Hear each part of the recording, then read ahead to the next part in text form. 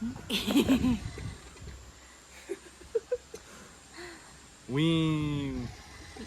Sound check, check, sound check. 1, 2, 3. 1, 2, 3.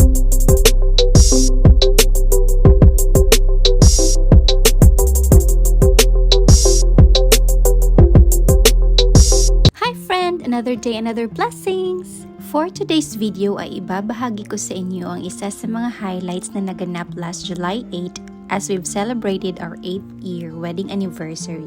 We just want a not so grand kaya pinili na lamang namin kumain sa labas at gumala. We stopped by at H&W na pinaka-paborito ko talagang puntahan when it comes to food and comfort. Well, naging paborito na lang din niya dahil paborito ko naman. At habang kumakain ako ay bigla ako nakapag-realize na ang haba na pala ng pinagsamahan namin. 8 years of marriage is beautiful milestone. Kaya ito yung mga napag-isipan ko. Number 1, celebrate the growth. Not just the years, 8 years isn't just a number.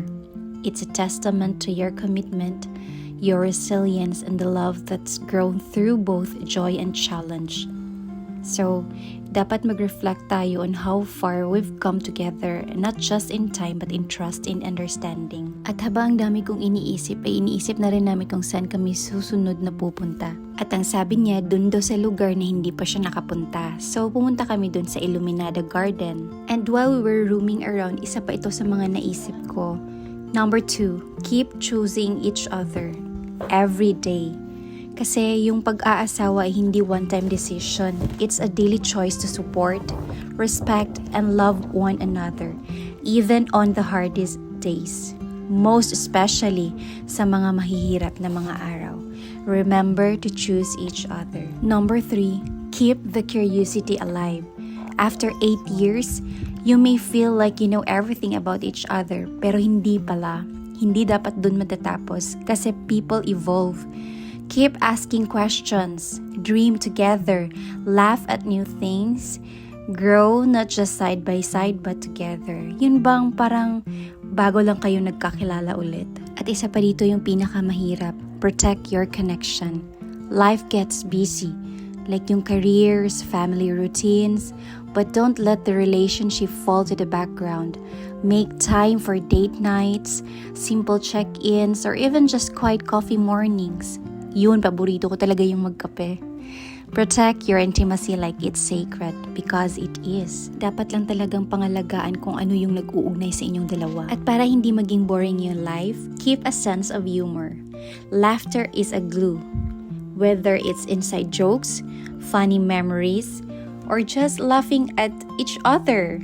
Never stop being each other's favorite person to laugh with. Na kahit yung mga simpleng katatawanan sa inyong dalawa ay magiging happy memory nyo. Pero minsan hindi rin maiiwasan na meron talagang mabibigat na mga araw.